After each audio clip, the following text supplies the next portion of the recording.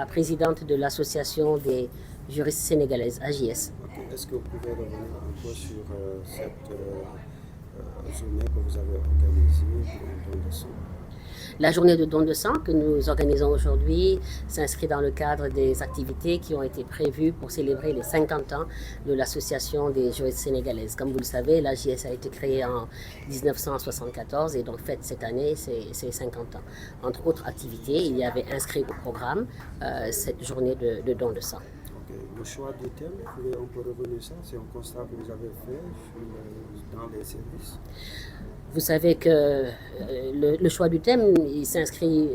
fondamentalement dans la question des droits des femmes et de la femme tout simplement. Le thème, c'est améliorer la santé maternelle et infantile parce que, vous le savez, le don de sang est important pendant les périodes de grossesse, pendant les périodes d'accouchement et tout ce qui concerne la vie, la santé sexuelle et reproductive de la femme. Et souvent, il arrive des accidents où les femmes ont besoin de sang. On a noté que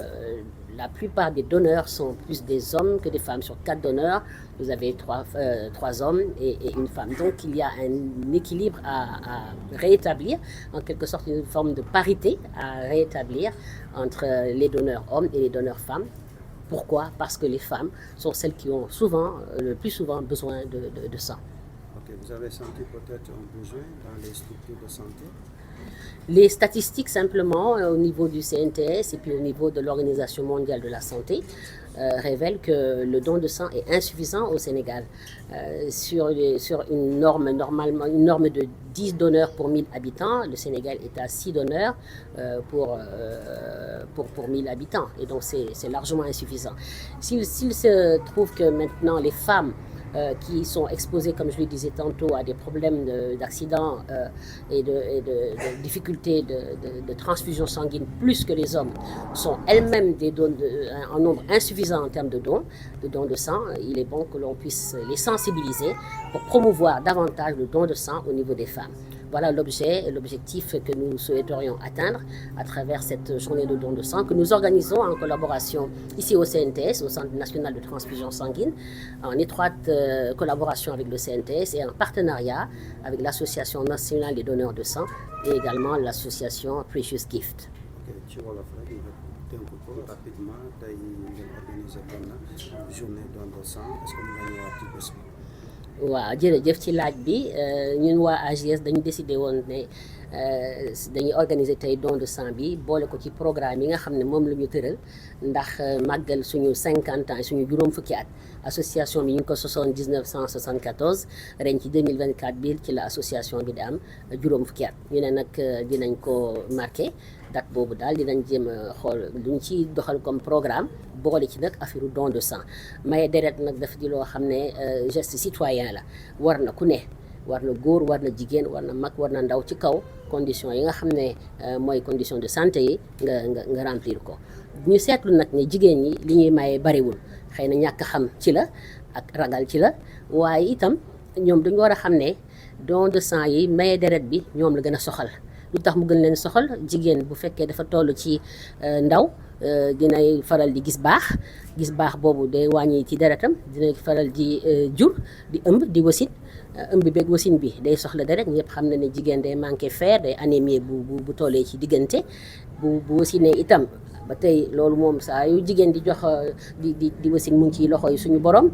moom rek moo ko mën a suturaal waaye dañuy seetlu nag léeg-léeg mu am ay problème mu hémorragie ngay ngay xëpp deret bu bari bay tax ñu war laa transfuser loolu yëpp nag wane na ne jigéen moo gën a soxla deret ni góor wante dañ dul maye comme ni ma ko waxee sànq xëy na ñàkk xam la wala ragal ñu bëgg nag ci journée bi sensibiliser jigéen yi pour wax leen importance don de sang li nekk yépp ci maye deret saa yoo maye benn poche de sang xamal ne kii sauvé nga lu mat ñetti nit ndax benn poche bu ne ñetti nit mën nañ ci jëfandikoo bu ñetti nit ñooy de ay jigéen gis ngeen li mu mën a indi ci saafara ay jàngoro. xanaa da ngeen seetlu ne ci hôpitaux yi deret dafa manqué. deret moom day faral di manqué ndax même norme yi nga xam ne moom la OMS fixé Sénégal mëtalu ko ndax dañ ne ci 1000 habitants yu nekk fukki nit au moins war nañoo mën a maye te ñu ngi ci juróom benn kon nag normes yi moom remplir buñ ko ti toujours da ngay dégg sax waa CNTS ak ci journaux yeeg ci presse bi ñuy wax ne sang dafa manqué, deret dafa manqué. Donc bu fekkee ñun taxaw nañu en tant que citoyenne pour gën a bokk ci yokk maye deret bi defe naa ne loolu action la boo xamante ne lu ñu war a saluer la di ci nag ñaax nag population bi yëpp ndax ñun dañuy wane rek yoon wanewaat yoon sax ndax am na ñu ci jiitu fuuf ñu ngi organiser journée bi en association avec en partenariat avec association des donneurs de sang bénévoles ñu koy wax ANDOBES ak beneen association bi ñuy wax Precious Gift nga xam ne ñoom itam dañuy yëngatu ci wàllu maye deret. Merci beaucoup. maa ngi tudd Aminata Fall Niang présidente association des femmes juristes. asalaamaaleykum wa rahmatulah en tant que bàjjenu gox li tax ma ñëw fii tey dama nekk hormis bàjjenu gox boobu parajuriste ñi nga xam ne association des juristes sénégalaises ñoo ñu capacité depuis 2009 ñuy xeex lépp li nga xam ne mooy violence basée sur le genre di wax violence basée sur le genre di nga wax xeex ak yelleefu doomu aadama. ci seen 50 ans yi nag tey jii ñuy def loo xam ne lii lu am solo la am solo lool tant plus que booy mayee sa deret da ngay sauver ay vie te sauver vie yooyu man mën naa nekk ñëpp la ñuy sauver seen vie mais jigéen dafa nekk au devant de la scène ndax lan ndax jigéen mooy jur jigéen ji jur dafay soxla sang te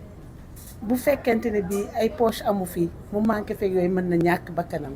te ñàkk sa bakkan te ngay wasin dafa nekk loo xam ne lii lu doy waar la loo xam ne lii daf fi war a jóge kon lii lu ñuy magnifier la loo xam ne lii vraiment suñu sañoon du fiy gëj ndax gis ngeen li xew ci kaw tali bi aussi accident yi bari na mënuñu jógee 1 mois wala